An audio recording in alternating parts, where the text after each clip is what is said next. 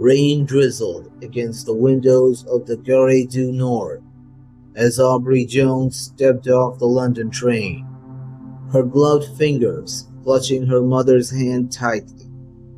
The city smelled of roasted chestnuts and whetstone, and Aubrey, fresh from finishing her studies in Oxford, was determined to treat her mother, Eleanor Jones, to a European holiday. Their first stop was Paris. They took a cab to the elegant Hotel Saint Florentine, its red awakenings and brass accents glowing under the damp gray sky. A bellhop in crisp uniform took their bags as Eleanor puffed into her handkerchief. Her seasonal flu had returned. "We must find a doctor tomorrow," Eleanor muttered, already fatigued. "Perhaps some tonic and sleep." Aubrey nodded. "We'll rest first. Then I'll call the British Embassy for a recommendation." Inside, the concierge, a sharply dressed man with a thin mustache and impeccable posture, smiled politely. "Room 217, mesdames. The suite with the courtyard view." Eleanor was asleep within 20 minutes, wrapped in the quilted blankets of the spacious suite. The sound of the courtyard fountain drifting in through the open window. Aubrey sat beside her, journaling the journey so far. Later, Eleanor stirred, feverish and whispering nonsense. Alarmed Aubrey hurried downstairs. The concierge called a doctor, who examined Eleanor in the room and prescribed a mild sedative. He assured Aubrey it was nothing serious, just exhaustion and stress. "Keep her hydrated.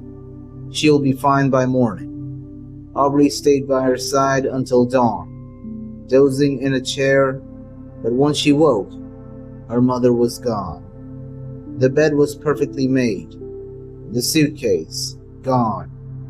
No sign of the doctor's bottle, no clothing, no presents, nothing to suggest Eleanor Jones had ever been there. Aubrey raced downstairs, eyes wild. "My mother, she's missing." The concierge looked up from the ledger, brows raised politely. "Pardon, mademoiselle." "My mother, Eleanor Jones, room 217. She was very ill." The man flipped the register toward her.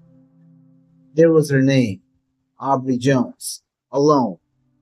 "There is no one else registered with you," he said, "and room 217 is occupied by a Monsieur Duval." Aubrey felt a chill sweep by her spine. "That's not possible. We arrived together yesterday." The porter shook his head. "I remember only you, mademoiselle. You checked in alone." "That's a lie. You took our bags." A woman in a plum suit behind the desk, someone Aubrey hadn't seen before, interjected in halting English. "Perhaps you're confused. You traveled a long way. Jet lag." "There are no jet lags," Aubrey snapped. "We came by train." Perhaps it was a dream. Aubrey stormed upstairs. Room 217 now had a gold placard outside. "Monsieur A. Duval." She pounded on the door until a grumpy man in a bathrobe answered. "Excuse me. What is this?" he barked. "This was my room. My mother." "Clearly not anymore," he said, slamming the door. Aubrey returned to the front desk, trembling. "I need the British consulate." At the embassy, she met a sympathetic junior attaché named George Allen, a young man from Yorkshire with soft eyes and careful manners. He listened intently. "My mother is missing. She's not on the ledger, but I swear to you she was there." He offered her tea, made notes. "We can check with the railway for a passengers list and perhaps the hospital system, if she were taken ill and moved. She was in the hotel. She didn't vanish into thin air. George offered to accompany her back. At the hotel, the staff greeted them with bland politeness. The concierge reiterated the same. Mademoiselle Jones checked in alone. George was firm. Do you have any security logs, staff rosters? I'm afraid that information is confidential, the concierge said, calm as still water. Frustrated, George suggested they speak privately with the housekeeper. Upstairs in a service hallway, an elderly maid scrubbed a brass fixture. She looked up, nervous. In room 217, the guest who stayed there 2 nights ago, did you see a woman? The maid's lips tightened. None. Only you, mademoiselle. But my mother. The maid made a sharp motion with her hand. Hush. Then glanced over her shoulder. Please, I must work. Over the next 3 days, Aubrey scoured the city. No record of her mother existed. The train manifested had no Eleanor Jones. No hospital admitted her. Even the doctor whom she remembered clearly, a short man with thick eyebrows and a gold-tipped cane, was nowhere to be found. None of the local clinics knew him. George helped file a report for the Sûreté Nationale, but the detective assigned a wary man named Inspector Morel dismissed her concerns with a shrug. These things happen, he said. Grief does strange things. Are you sure she came with you? Sometimes the mind invents companions when we're frightened. She wasn't invented, Aubrey cried. She wore a burgundy shawl. She coughed all the time. She used lavender perfume. In that room.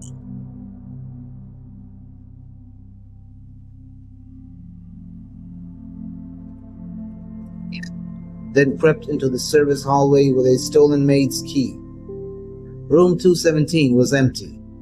Monsieur Duval had checked out that morning. She entered, flashlight trembling in her hand. It looked entirely different. The wallpaper, a different shade, the drapes changed. But near the baseboard, behind the nightstand, she found it. Something tiny. A strand of hair, gray, curled in a way she knew too well. And then behind the radiator, something else. A lavender-scented handkerchief, embroidered with the initials EL. Tears welled in her eyes. She hadn't imagined any of it.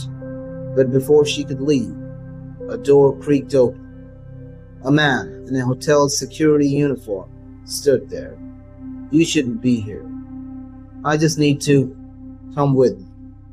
He escorted her down through the service elevator, not to the lobby, but to a sub-basement. Dark, smelling of mildew and bleach. There, in a side room with metal cabinets and files, the concierge stood waiting, and beside him, the doctor with the gold-tipped cane. Aubrey backed up. What is this? The concierge smiled thinly. Your mother was ill, very contagious. It was best that she be removed from the premises quickly. Paris cannot afford another panic. I want the truth. You have it. The doctor stepped forward. She had a pneumonic plague. Rare.